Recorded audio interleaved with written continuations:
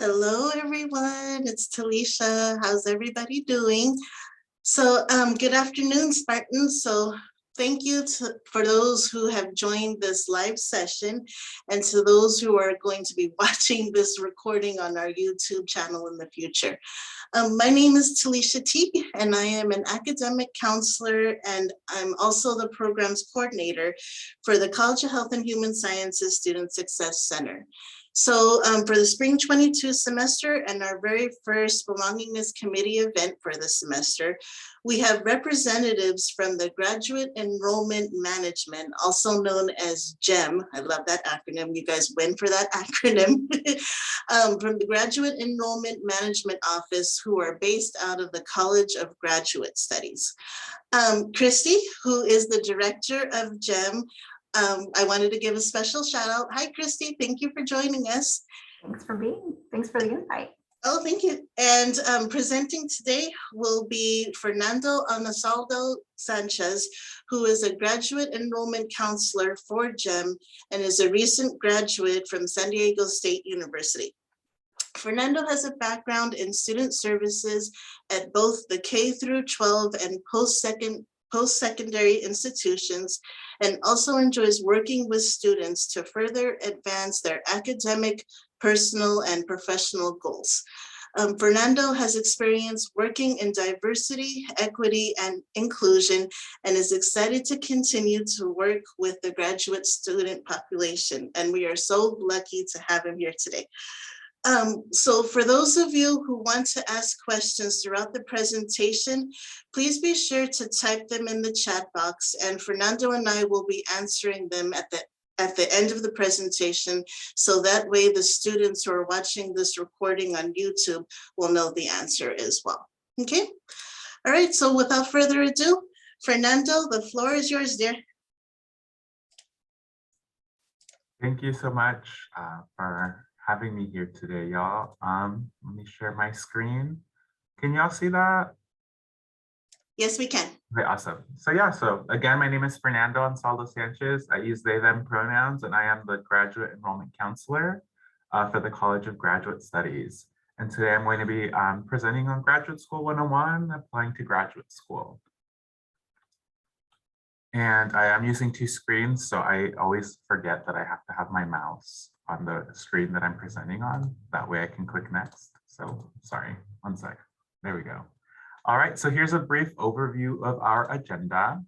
We're going to be talking about why graduate school, what can set you apart, choosing the right program, statement of purpose, letters of recommendation, when to apply, and any questions that you may have. First, we'll be talking about the types of graduate programs. Which one is for me? So first, I'll touch briefly on teaching credentials, which provides an authorization to become a teacher in K through 12 schools, and typically takes 1 year post-bachelor's to complete. Here in the state of California, in order to be a public school teacher, you are required to have a teaching credential. Because of teaching shortages, you are able to intern first, but a teaching credential would be required eventually. Next, we have master's degrees. So those are the Master of Arts, Master of Science, Masters of Education, Master of Public Health, Master of Social Work, for example. These provide specializations in a specific discipline. These provide more work autonomy than a bachelor's degree. So you're able to work a little bit more autonomously, on your own with the master's degrees, as a program manager, as a social worker, you would typically still report to someone, but you're able to be trusted to do a little bit more. These master's degrees also lead to careers in the industry, and they typically take about 2 to 3 years to complete. Some Masters of Arts, Master of Science may take 2 years, but others like the social work does require some hours for licensure and stuff like that. So those might take 3 years, not hours. I don't know why I said hours. Following, we have professional doctorates like the MD, JD, EDD. These are terminal degrees in professional disciplines. For example, medicine, law, dentistry. These typically take from about 3 to 4 years to complete. And then these lead to professional careers in fields such as audiology, education, becoming a nurse practitioner. And then we have research doctorates, like which are the PhDs, and these are terminal degrees in academic disciplines. And these typically take 4 or more years and lead to careers in the industry again, or careers in university education. Moving forward, we have reasons to attend graduate school. What is your why? You may want to attend graduate school to invest in your future. Specifically, a lot of jobs are now requiring a master's degree.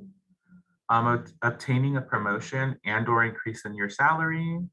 A lot of folks that are currently working with a bachelor's degree tend to go back to school in order to move up a little bit for social mobility. Getting noticed in today's job market, pursuing interests in more depth. Maybe you studied something you were interested in as an undergraduate student and you really want to, learn more, or maybe what you learned was a little bit more general and you want to specialize in a specific category. That's where that would come in. Contributing to the world's knowledge. Maybe you're interested in research, which ties into academic recognition, or maybe you want to build your network and make connections. I was a graduate student myself in a higher education program. And in my program, I was able to meet a lot of different people from a lot of different universities by going to conferences, meeting people that friends knew in the program. So I was really able to build on those connections as well. And I thought that was really important, especially for the career field that I'm in. Moving forward, real quick, a graphic from 2019, which are the unemployment rates and earnings by educational attainment. As you can see on the unemployment rate side, unemployment rates do tend to decrease the more advanced your degrees are. And then on this other side, also median usual weekly earnings also tends to go up the higher your degree is. And there's quite a substantial jump from bachelor's degrees to master's degrees, as you can see here, and from master's degrees to professional degrees. This data is for persons aged 25 and over, and the earnings are for full-time wage and salary workers.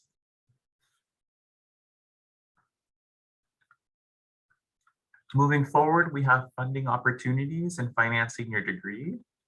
Students can apply for FAFSA if a citizen of the United States, or the California DREAM Act if a California DACA student, for student financial aid and grants. Graduate students may also qualify for a direct Grad Plus loan if there are any additional expenses. Scholarships are also available at many universities where individual departments may also offer, ranging from a few hundred to the entirety of your tuition. It depends on the university. A lot of universities are different on how they handle this. University employment can also help supplement. Some departments and programs offer teaching associate positions, instructional student assistant positions, maybe being a research associate or a graduate assistant as well to help supplement income. There are also external fellowships that students should be aware of, including the Hispanic Scholarship Fund, Fulbright Student Program, Soros Fellowship for New Americans, and many other external fellowships and scholarships. Fernando, I have a quick question because it just comes up with advising. For students who are on FAFSA or financial aid, does it restart when you're in graduate school? So say, for example, if you only had a certain amount for undergrad, is it a whole new application for graduate school? Yeah, so if you are, if you had applied as an undergraduate student, you would reapply again for whatever school you're interested in.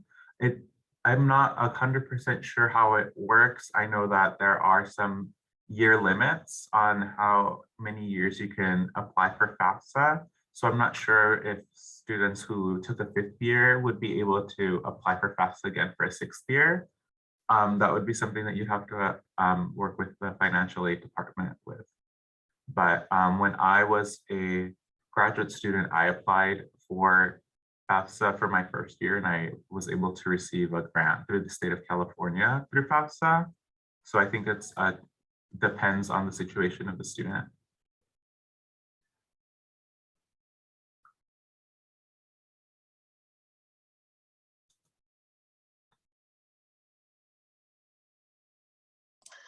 Trinity is asking, did you receive FAFSA as an undergraduate as well? Yes, I did. Yeah. And Trinity, just to let you know, I received financial aid as an undergrad and received financial aid as a master's student. Thanks, Fernando. Yeah, of course. All right. Moving forward, choosing the right program, which one is the one for me? Searching for programs that match your interests is a good way to start. Reflect and ask yourself where you want to be career-wise, and research that career and the requirements. So when I was kind of gearing up for my own graduate experience, I was interested in working at the university level, and I was noticing a trend of a lot of the positions that I was interested in requiring a master's degree or had a master's degree as a preference. And that's what kind of guided me into the decision of going into graduate school. Another good thing to do is looking at the faculty that are teaching in those programs, and do their backgrounds match what you are interested in learning about? And will the program work with your lifestyle, including cost, location, whether it's in person versus online, classes in the evening versus throughout the day? Again, myself as a graduate student, I saw the importance of having classes in the evening, and the program that I was enrolled in offered evening classes, which allowed me to work during the day to help, supplement the income for my program.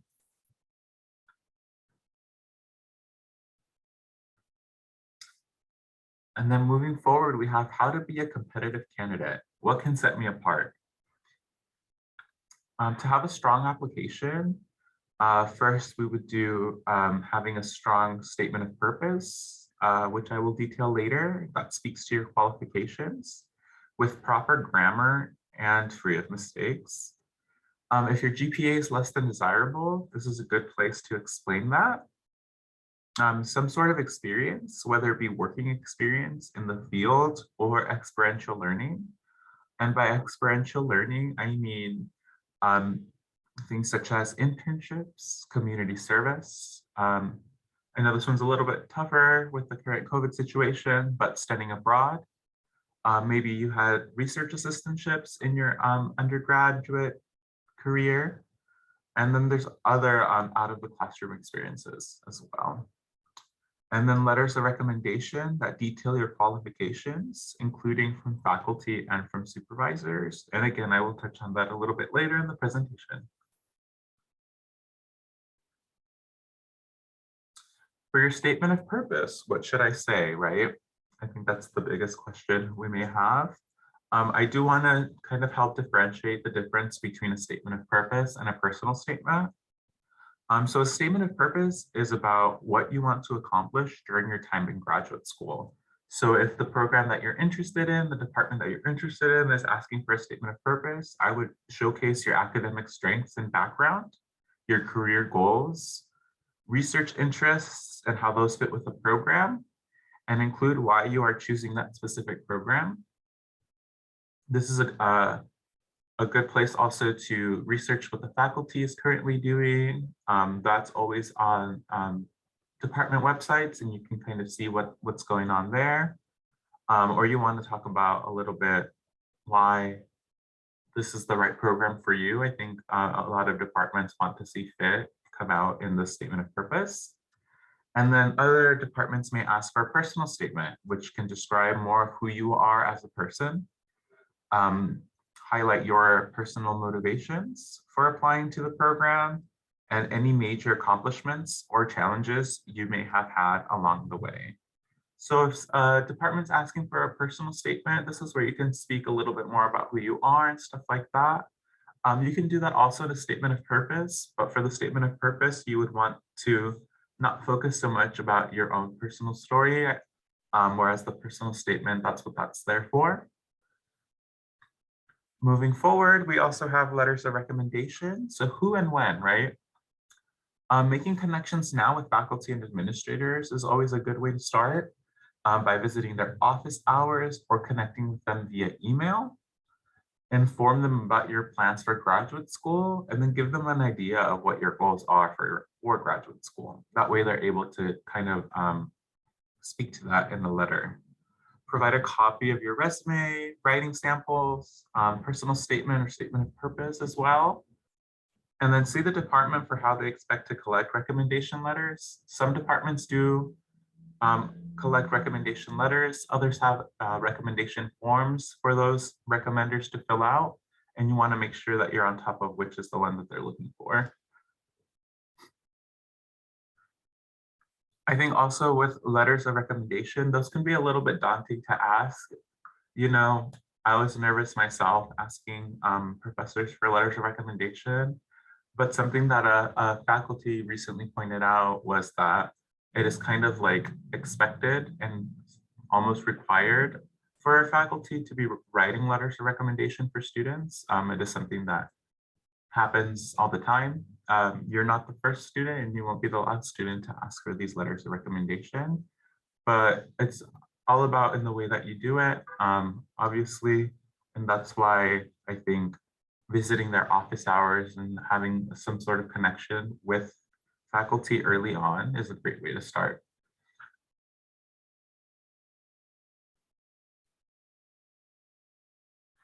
All right, next is when to apply.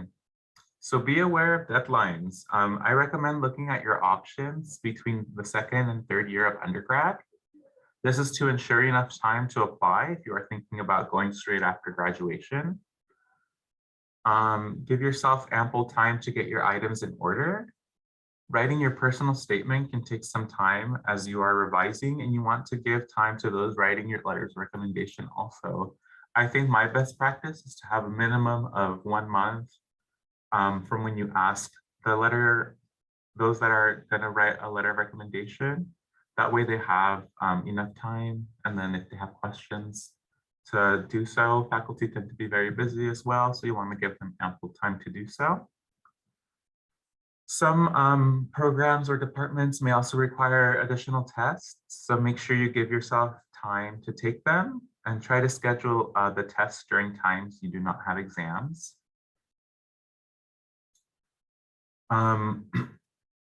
Also, something that I wanted to bring up too, right, is that students typically feel like, oh, well, you know, I don't have straight A's or a 4.0, so maybe graduate school isn't for me. And I think that's a common misconception that we have about graduate school, right? I know that here at San Jose State University, a lot of programs accept students that have a GPA of a 2.5 and above. So I don't think that is something that should hinder students from applying to graduate school.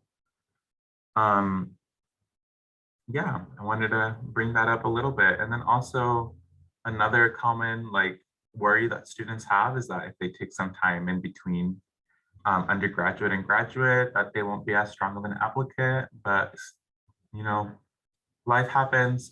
People choose to come back at different times, and it's not something that's uncommon either.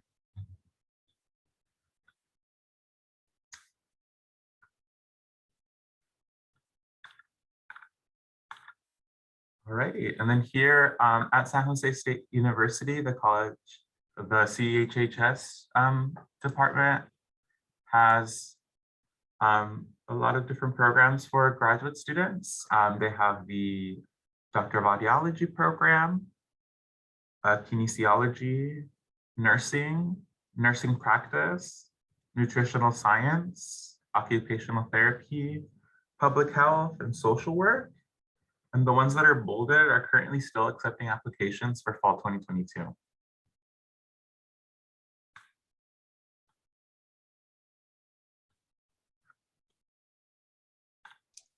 Fernando, once again, the ones that are bolded are still accepting applicants for fall 22? Yes. Oh, wow. Yeah.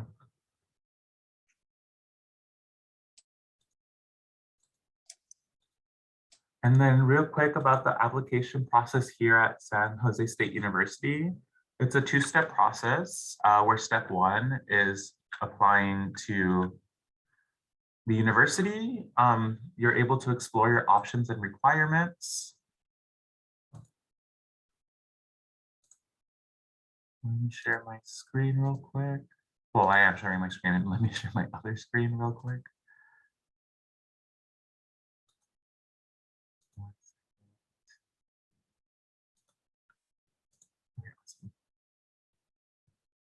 I think you can see it.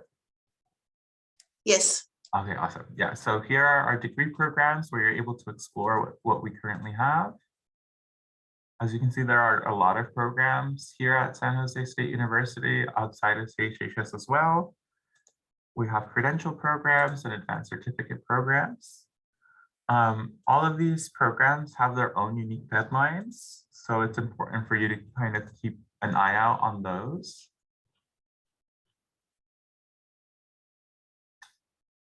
So public health doesn't close until June 1st. You know, nutritional science closed back in February. So these they're all departments have different deadlines. So it's really important to kind of keep an eye out for those.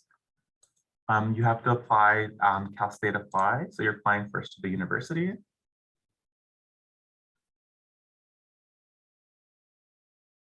This is what that website looks like. You would click on the term you're applying to, hit apply. And then it would prompt you to this screen here where you would sign in. And then it'll take you to this screen here. And then you would just look up San Jose or San Jose Graduate. And then scroll and then look for the program that you're interested in.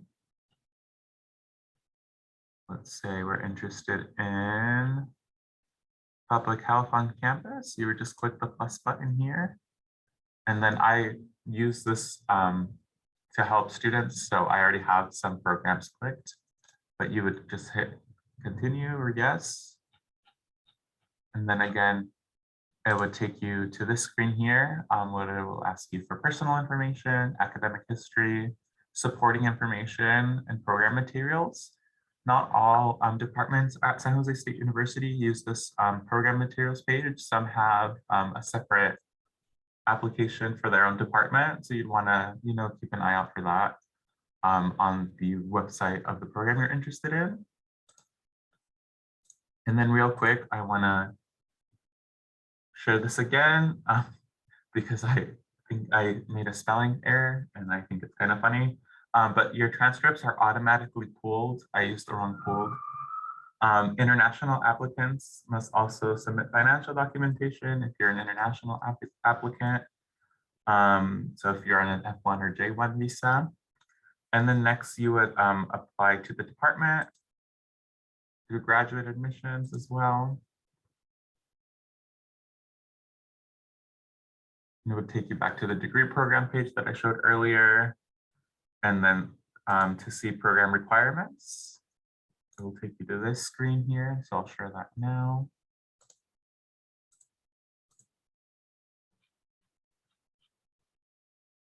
As you can see here, it shows you who the program contact person is, the required test that you may have to take. So the GRE, it's kind of like the SAT, but for graduate school. An ELP is an English language proficiency test, and that's for international students that got their bachelor's degree abroad. So not here in the United States, its territories or Canada.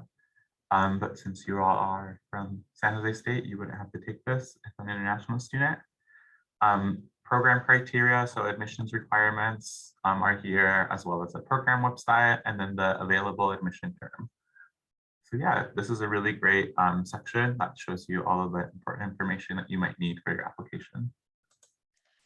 Fernando, there's some questions. It says, are schools CSU or UC still requiring GRE scores for those applying for fall 23, or is it still up in the air? I believe it's still up in the air because some schools are waiving that requirement, right? Yeah, usually conversations like this happen around April, May, sometimes into the summer, so I would stay tuned. A lot of schools are opting out just in general, but some programs, it's kind of not hard to explain, but some programs will require and some won't. So here at San Jose State, we have over 100 programs. I think only about 26 require it. So it's really up to the department to decide. So yeah. And another question, Fernando. So if you graduated from San Jose State, just because we're using public health, I'll say public health, you Right. still have to reapply on Cal State, apply for a graduate program, even though you graduated from San Jose State and you're applying for the MPH program at San Jose State? Yes, you would have to reapply to the university since you would be applying as a graduate student. Thank you. Mhm.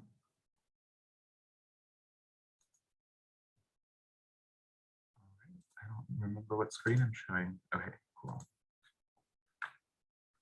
All right, moving forward. Here's some quick facts about San Jose State University Graduate Studies.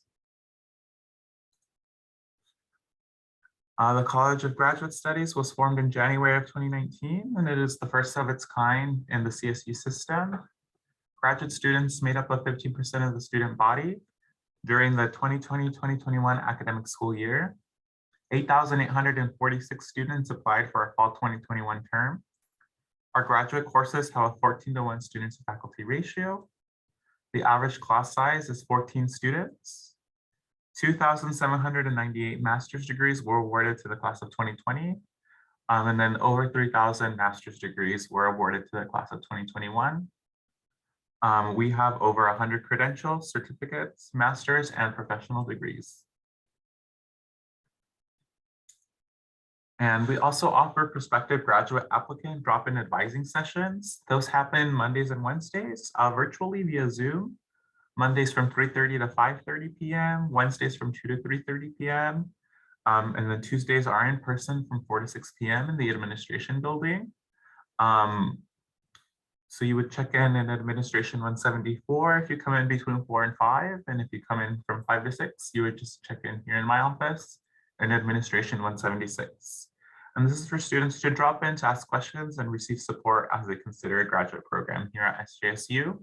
And then if these times don't work for students, you are more than welcome to email me at explore-gradstudies@sjsu.edu to make an appointment outside of the times that were mentioned before.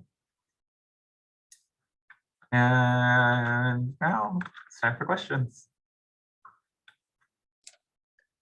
All right, well, thanks, Fernando, and everyone, don't log off yet because I do have a couple of announcements, but feel free to unmute yourself. And if you have any questions, Fernando's here and Christy, the Director of Graduate Enrollment Management, is here as well.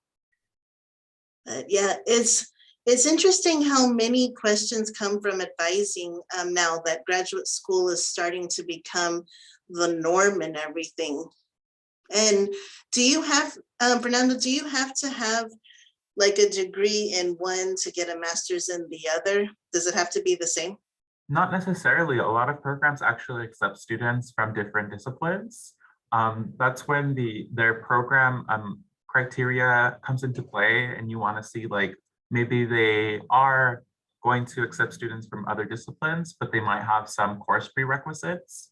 And then that's when I mean it's best to see to look at graduate school when you're a sophomore, junior, maybe, because if you're maybe majoring in one thing and you want to go into something else for your master's, and there's a couple of course prerequisites, that way you're getting them out of the way as you're a student. Because if not, then you might have to take additional courses at a community college to kind of supplement that those requirements. Jason, you have a question there?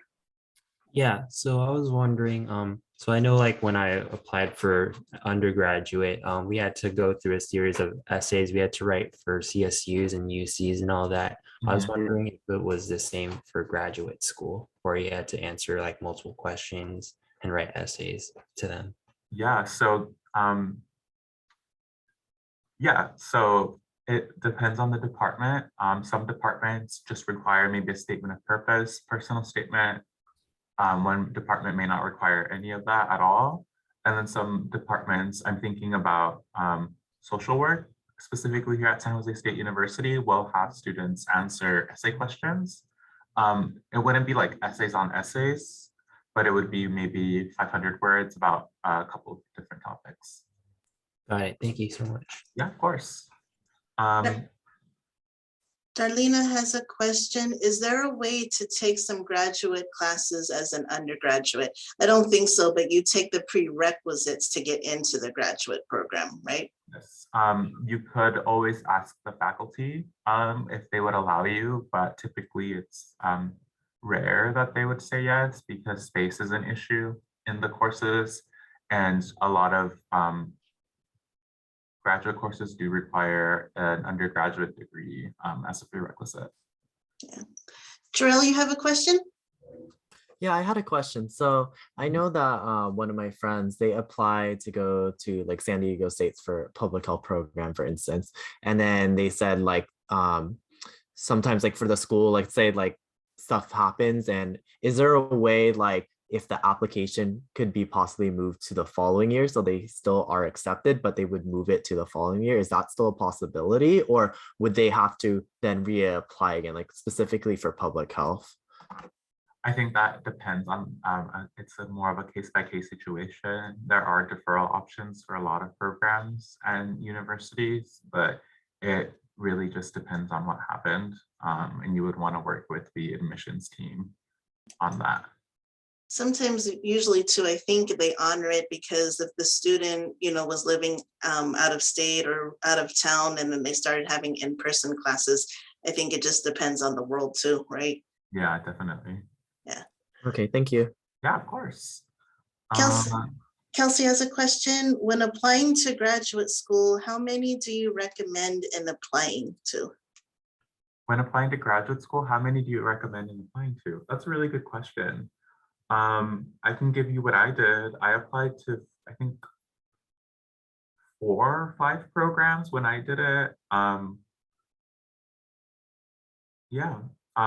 think one thing to consider is that some universities do require a fee for applying. So you want to make sure that you're able to be on top of that also and be able to afford that. But I think having about 4 or 5 like key schools that you're interested in will be important. And I think if you do more than that, just because you want to really get into a program, it might cause the quality of your application to be less than you would want to, because you're focusing on a lot more programs, and you have to be on top of different deadlines, and you might be forgetting one deadline, or you might miss a document deadline here, which is something that I forgot to mention. So some programs also have deadlines. For example, the public health, because we've been talking about public health today. Public health, their application deadline is June 1st. But then their document deadline would be June 20th. So say you needed to upload a transcript or something, you would have until the 20th. So you want to make sure that you are aware of what is due and when it is due. But yeah, I think my recommendation would be maybe about 4 or 5 programs. That way you're able to really, have a quality application. I think I got something directly for me. For nursing master's programs, those are a little bit different. If you aren't a nursing major, a lot of the times programs would require you to get a second bachelor's degree in nursing. Here at San Jose State University, we only offer one second bachelor option, which is the master's degree. And that's how it would prepare you to get into your master's of nursing, just because it is a sort of program that requires a lot of intensive study.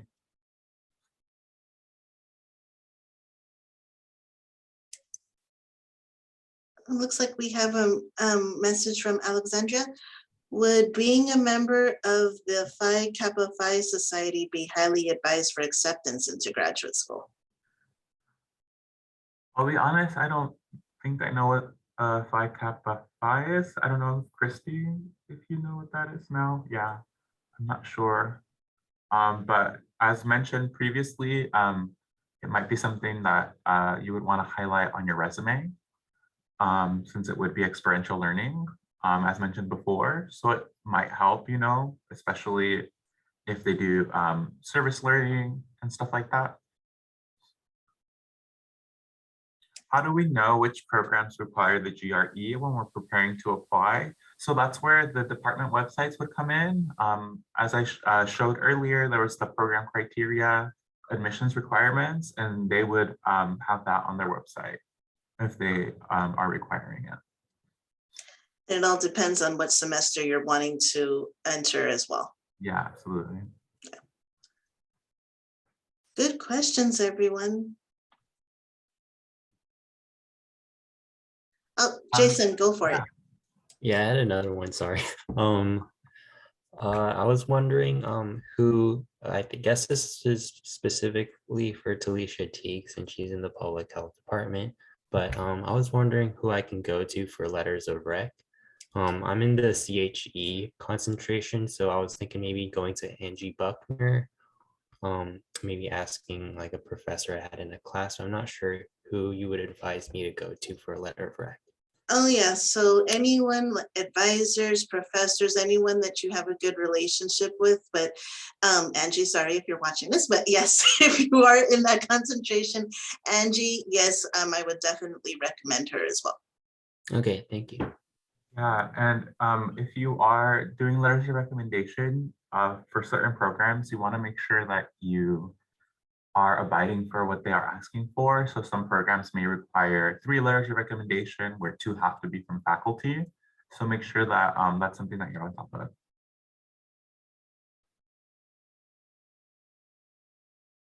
Graduate applications, those vary by the department.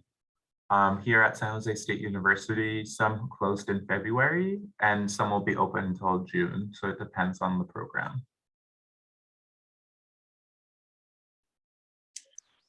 And Jasil, we're recording this as well. So in case, since you joined late, I'll be posting this on YouTube shortly. So Yeah, and then I can also send this presentation to Talisha. I think Marcella maybe had that question. I'm gonna fix my typo because I don't want to send a typo in the presentation, but once I do that, I'll send it over to Talisha. Thank you. all right, everyone. Thank you for all of these questions and thank you, Fernando.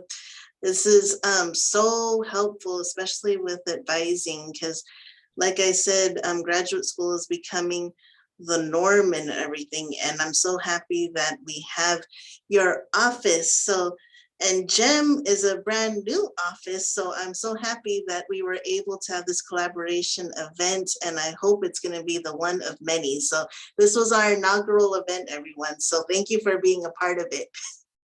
Absolutely. Yeah. Thank you so much for having us. Yeah. Yeah, absolutely. Thank you for having this inaugural. Hopefully it'll spread. Yes. Yeah. Yes.